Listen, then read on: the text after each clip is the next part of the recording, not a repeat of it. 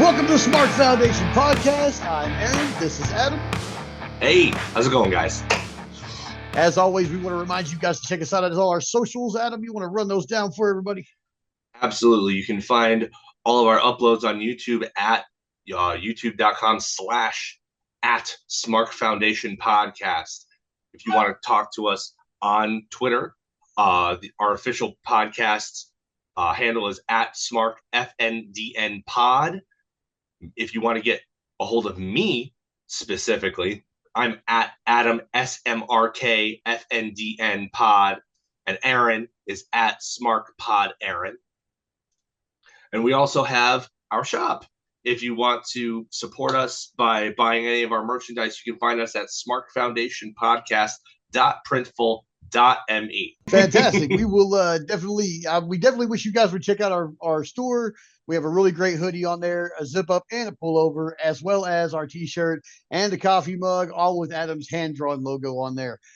Support us any way you can. Please, we love all the support we're already getting, and we really appreciate you guys.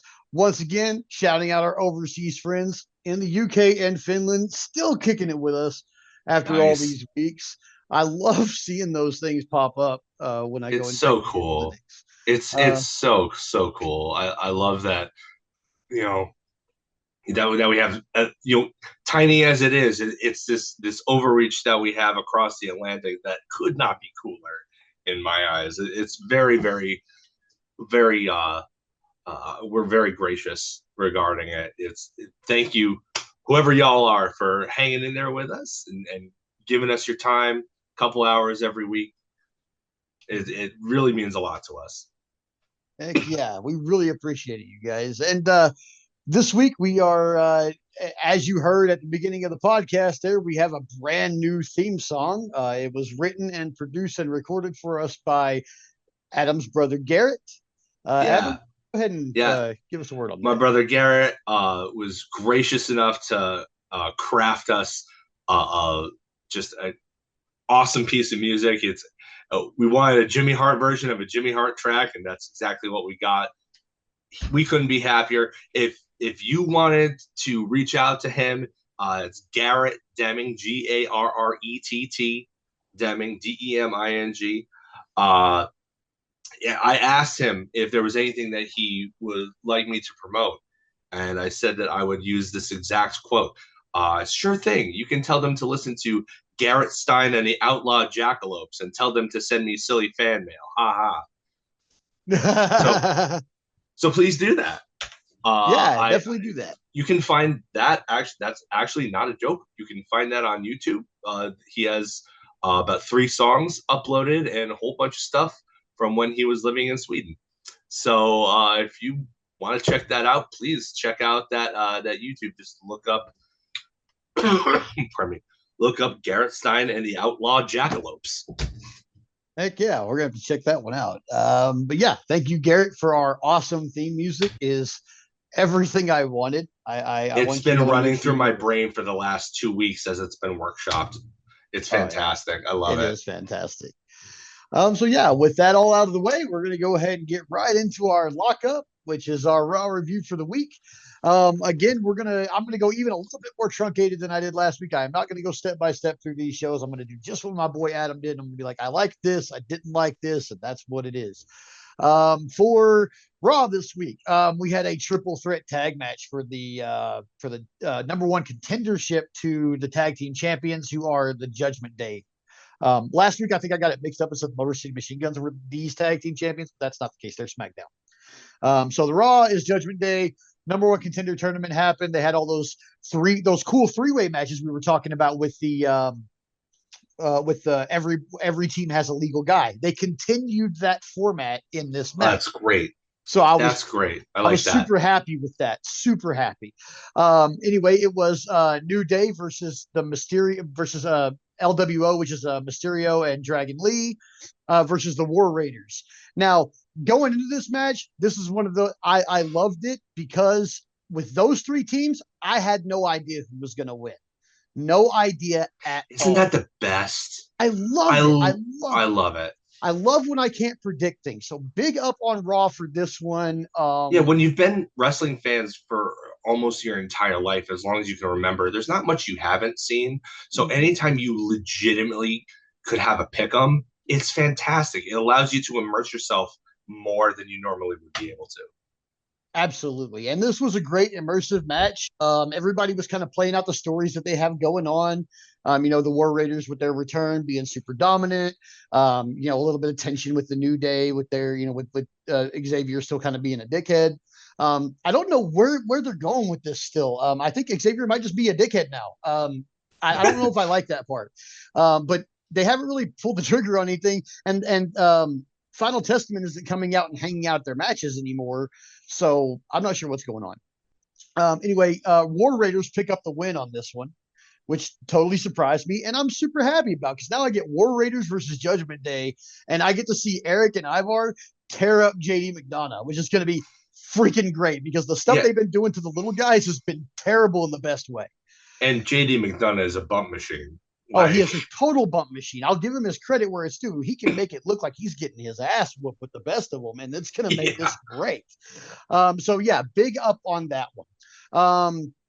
Another thing I really like that I want to go ahead and get out of the way. Somebody has to be listening to us, Adam.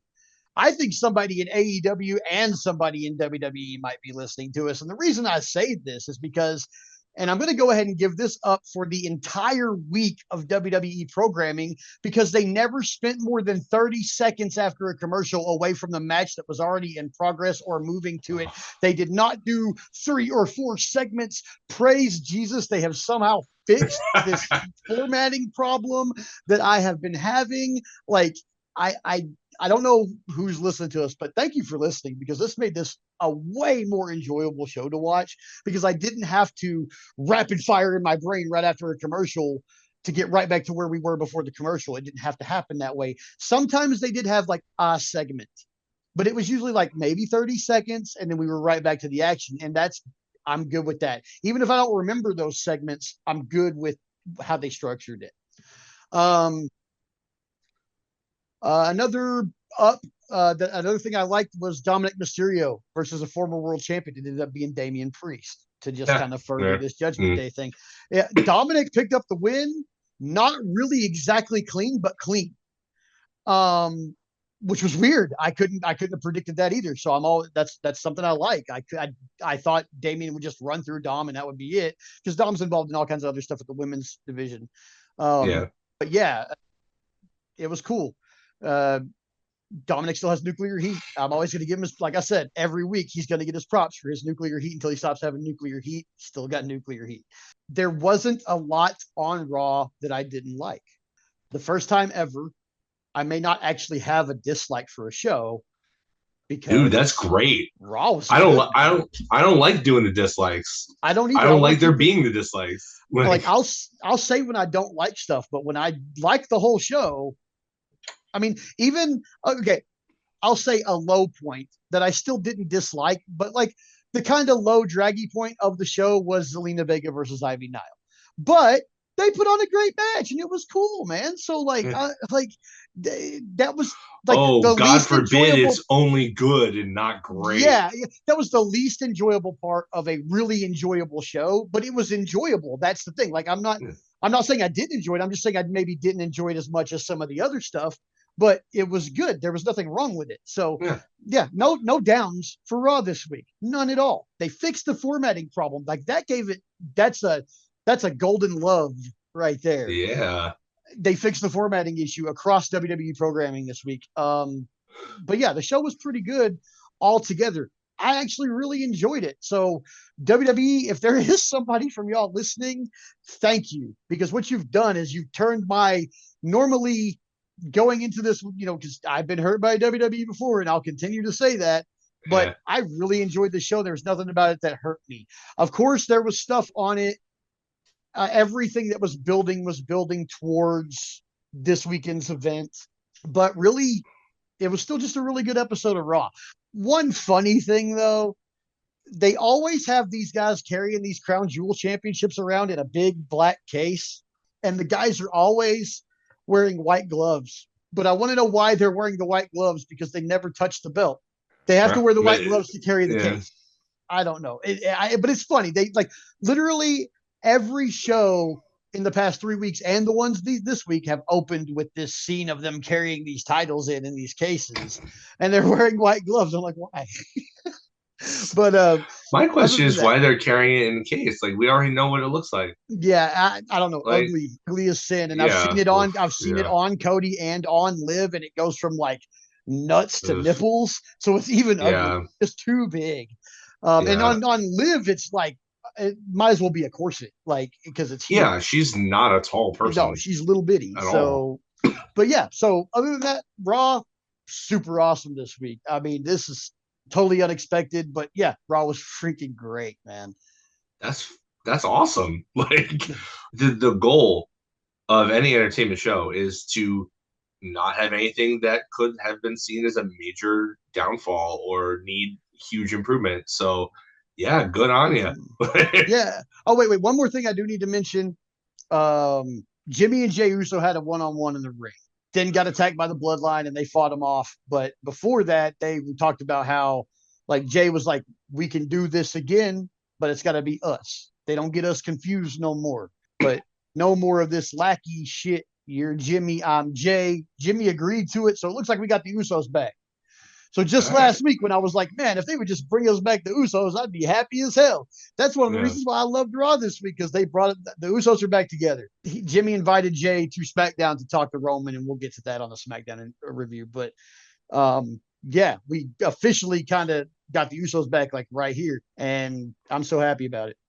So, do you think that that's why they ultimately decided to go with the short Intercontinental title reign to give him a belt, to give him a slight reward, knowing that they were going to put him back with Jimmy anyway, so that at least he got something out of this main event thing? Even if that wasn't the initial plan, it works in the end. Yeah, So I'm with kind it. of I'm with it. retroactively. Yeah, Yeah, especially with the machine guns being here and this whole like the whole tag division on both sides heating up like crazy. The War Raiders are back. The machine guns are here. The Usos yeah. are back now.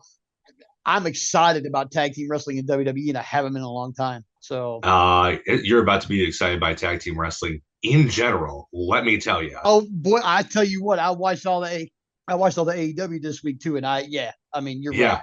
Yeah, we'll get to that in a minute, Yeah, we'll get to that. but But yeah, like that's Raw, that's man.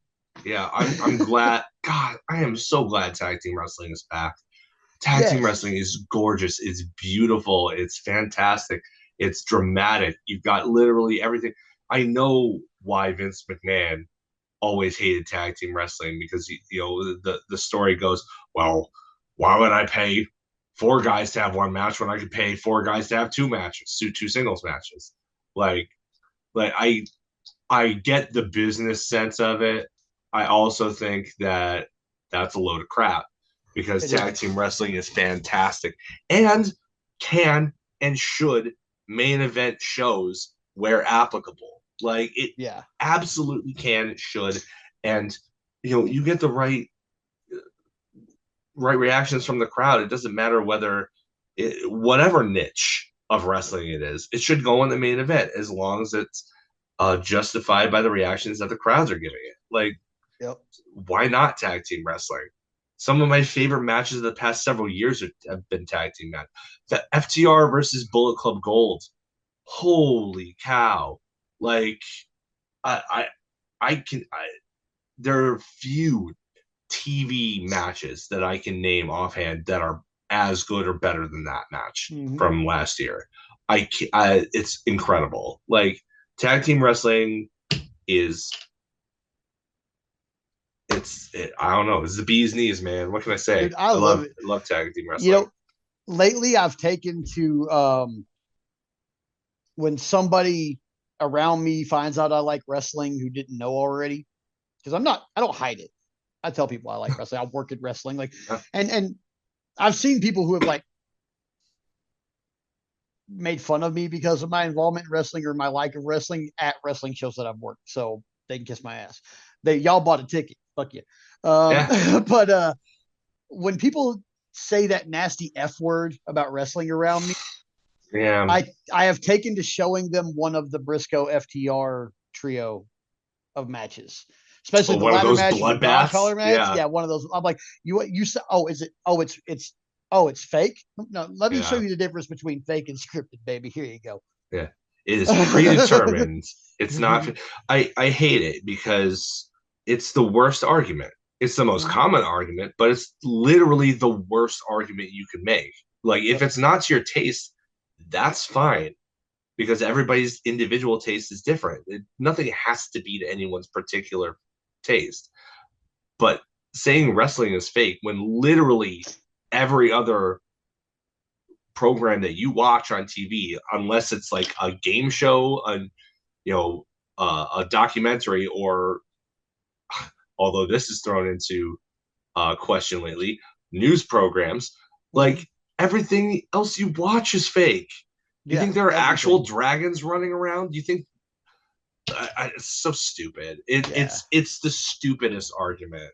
Mhm. Like, Well, the best, here's the best for anybody who wants to talk about wrestling being fake. Let me explain, or anybody who might be skeptical of wrestling who's listening to this, because I know for a fact that this week we're going to have a couple of extra listeners out of my Call of Duty squad, and they're guys who don't even watch wrestling.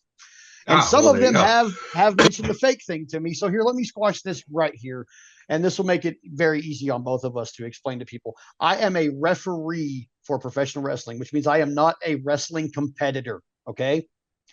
I have had injured kidneys, injured ribs. I have had such a severe contusion on my ribs that I could not walk or breathe properly. I have a permanent recurring case of plantar fasciitis. I have cracked my tailbone, and I have had more black eyes and busted lips than I can count. I am a referee. Man, y'all referees really are fragile, ain't you? I'm not fragile, but that's like I.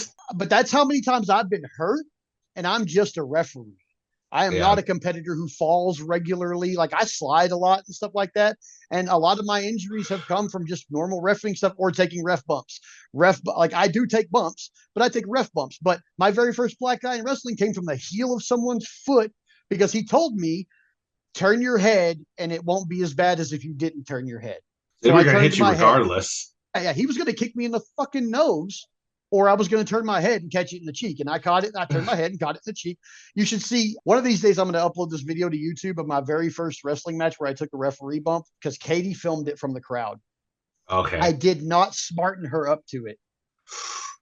She did not know it was going to happen. So you can see the kick clear as day and see exactly what happened to me and the very real reaction that I had after the kick, which was just to fall the fuck over. Yeah. And then you can hear her reaction in the crowd that was very real. I bet she was I got to find that really, really video so I can mad. upload it. She wasn't mad at me. She was very concerned. And then, but she knew, like, she was smart to the business. But when I say I didn't smarten her up, it's I didn't smarten her. I didn't tell To her, this hey, particular this is thing. Yeah. happening. Yeah. Yeah. And I don't ever tell anybody shit like that's happening. That stays in the locker room, even for my wife, Well, yeah, you know? because So, I mean, unless it's going to be really dangerous and you want to assuage those fears, then it takes away you know, the beats and the flow of the match. Like, if mm-hmm. you want people to go on the ride with you, maybe don't spoil it for them. Yeah, exactly.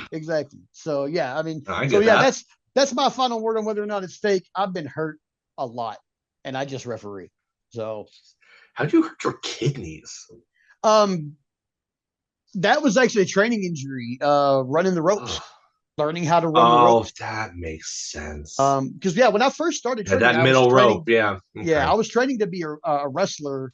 Right. The Yeah. refereeing thing, I mean, I just kind of aged out. Like I didn't have time to train all the time, but I had enough time to train to be a referee. And then once I started working as a referee, they didn't care if I trained anymore because I was good at it. So, um, I did train. I was in training for 6 months or almost a year, say in between 6 months and a year before I ever stepped foot in an actual wrestling competition as a referee. I worked security and all kinds of other roles. And between that time, while I was a trainee, I paid my due. I put rings together. I still put rings together. Yeah. So, I mean, like I've done all that stuff. But yeah, like when I first started training, I trained to be a wrestler. And so one of the first things you learn is how to run the ropes. And yeah, I had like bruises across my flank underneath my underarm, and I was hitting them wrong at first, so I Well, bruised my everybody kidney. does. Yeah, Yeah. yeah, everybody does. They told me it was Yeah. gonna. They were like, you might have some kidney issues for the next few days. I was like, okay. I laughed it off, and then they were right. So Oof, rough. yeah, Ugh. Your poor toilet.